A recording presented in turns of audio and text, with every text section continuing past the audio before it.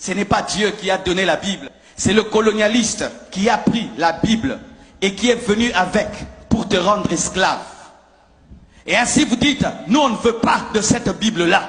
Nous voulons nos propres traditions, notre propre culture africaine. Nous ne voulons pas du Dieu des Blancs. Nous ne voulons pas du livre des Blancs. C'est faux. Voici la preuve. La Bible n'est pas le livre du colonialiste. Parce que la Bible elle-même est contre le racisme. Et la Bible originelle, la première Bible, pas la Bible en français, en lingala, en anglais, parce que ce n'est pas ça la première Bible. La première Bible n'a pas été écrite en français. La première Bible a été écrite en hébreu, en araméen, l'Ancien Testament, et le Nouveau Testament en grec. La Bible n'est pas la Bible des Français. La Bible n'a pas été écrite dans sa première version en français, ni en anglais. C'était en araméen, c'était en hébreu, c'était en grec. Et ce ne sont pas les Grecs qui sont venus ici, ni les Hébreux, ni les Araméens, ce sont les Français.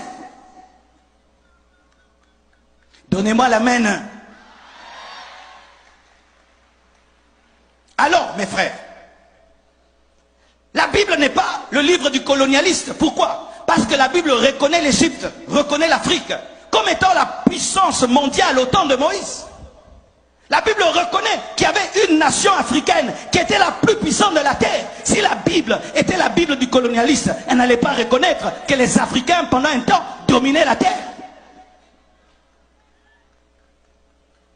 Aussi, la Bible reconnaît la reine de Saba de l'Éthiopie et reconnaît que c'était parmi les plus grandes reines de ce temps-là. La Bible reconnaît l'Éthiopie et reconnaît l'élévation de la reine de Saba. Si c'était la Bible du colonialiste, le livre du colonialiste, ça n'allait pas reconnaître qu'une femme, d'ailleurs une femme, était aussi élevée que Salomon. La Bible reconnaît que c'est un Africain, Simon de Cyrène, qui a aidé Jésus lorsqu'il avait du mal à porter la croix. Quand Jésus portait la croix, qui est venu pour l'aider? C'est Simon de Cyrène. Cyrène, c'est la Libye. Donc ce sont les Africains qui sont venus aider Jésus quand il devait monter à la croix. Donnez-moi la main. La Bible reconnaît. Quand on a voulu tuer Jésus, il a fui où? En Égypte, quand il était un enfant. C'est l'Afrique qui a reçu Jésus quand il était bébé. Lorsque le peuple de Dieu a voulu mourir de faim, quelle est la nation qui les a reçus? C'est l'Égypte qui a reçu Jacob et Joseph à Goshen. C'était l'Afrique. Si la Bible était la Bible du colonialiste, comment la Bible peut reconnaître autant de qualités à l'Afrique? Donne-moi la main. La Bible reconnaît que l'un des plus grands prophètes de l'Ancien Testament, Moïse, a grandi où? En Afrique, en Égypte. Il est né où? En Afrique, en Égypte. Il a été élevé par qui? Par des Africains. Parce que les Africains, ce sont eux les Égyptiens. Les Égyptiens étaient des Africains. C'est aujourd'hui l'histoire. On nous montre les Égyptiens avec des Égyptiens qui avaient des nez pointus. Non. On a fait des recherches dans les sites archéologiques. Les grands pharaons de l'Égypte, c'était des Noirs. Et la Bible reconnaît cela. Ce sont les Noirs qui ont appris à Moïse à écrire. La Bible le reconnaît. Mais pourquoi vous dites que la Bible est le livre du colonialiste? Lorsque maintenant nous-mêmes, nous sommes venus lire, nous sommes rendus compte que c'est vrai, dites c'est vrai. Les colonisateurs ont utilisé la Bible pour dominer le noir. Mais ce n'est pas parce qu'ils ont utilisé la Bible que c'est leur Bible. Ce n'est pas parce que je prends un couteau, je te tue avec, que ça devient mon couteau. Je l'ai mal utilisé. Il était fait pour préparer, moi je l'ai utilisé pour tuer. Est-ce que je vais jeter un couteau parce que le couteau a tué quelqu'un alors qu'à la base on l'a utilisé pour préparer? Est-ce que je vais arrêter d'utiliser l'électricité parce qu'un frère ici a touché et il est mort? Il a mal approché l'électricité et il est mort. Mais ce n'est pas que l'électricité est mauvaise. Les colonisateurs qui ont mal utilisé la Bible, c'était des chrétiens qui avaient abandonné Dieu et des faux serviteurs de Dieu. De la même manière qu'aujourd'hui, Il y a des gens aujourd'hui qui utilisent mal la Bible pour escroquer le peuple de Dieu. Mais ce n'est pas pour autant que la Bible est mauvaise. Ce sont eux qui utilisent mal. Les colonisateurs qui sont venus au milieu de vous, c'était des apostats. C'était des faux serviteurs de Dieu. C'était une église qui avait abandonné Dieu, qui utilisait maintenant la Bible pour avoir l'argent.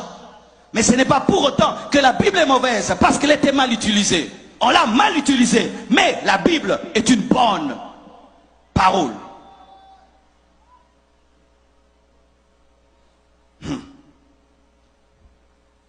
Mes frères et sœurs,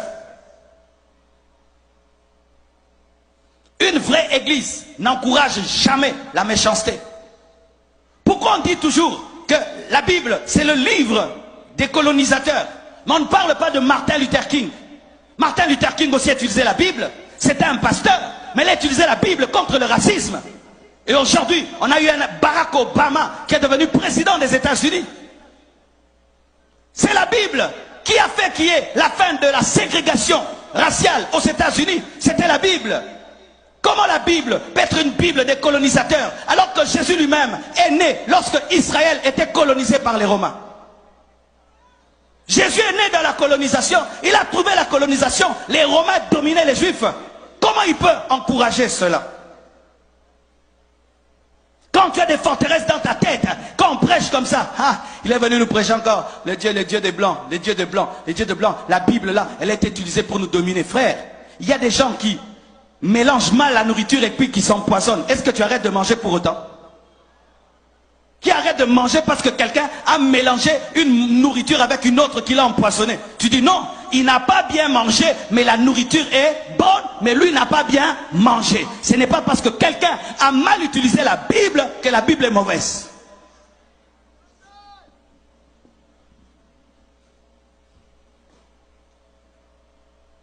Et on vous dit encore que Jésus-Christ est le Dieu des Blancs. Jésus est le Dieu des Blancs. Comme il y a le Dieu des Blancs, nous devons avoir le Dieu des Noirs. Donc que toute race ait son Dieu, c'est ça. Jésus n'était pas européen, mes frères. Jésus n'était pas français. Jésus n'était pas américain. Quand vous rejetez Jésus à cause des Français, quand vous rejetez Jésus à cause des Américains, mais Jésus n'était pas français, Jésus n'était pas américain. Jésus n'a même jamais prêché en Amérique. Il n'a même jamais prêché en France. Lui-même était juif. Lui-même est né dans une nation occupée, colonisée par les Romains. Comment est-ce que Jésus-Christ va encourager le colonialisme?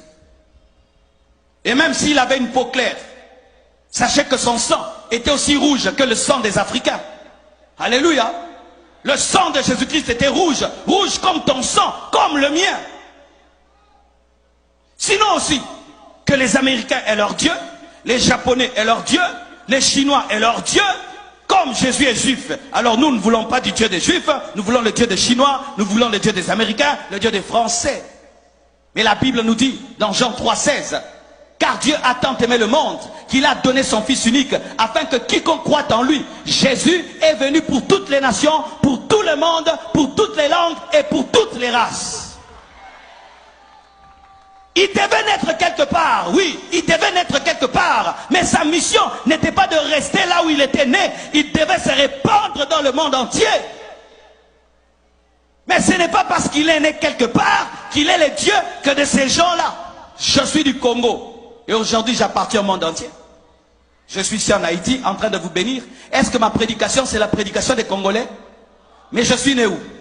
Au Congo. Mais là celui qui vous prêche, est-ce que c'est un Haïtien? N'est-ce pas que ça vous bénit?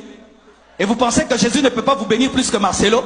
Parce qu'il n'est pas né en Haïti et il est né en Israël. Vous croyez cela?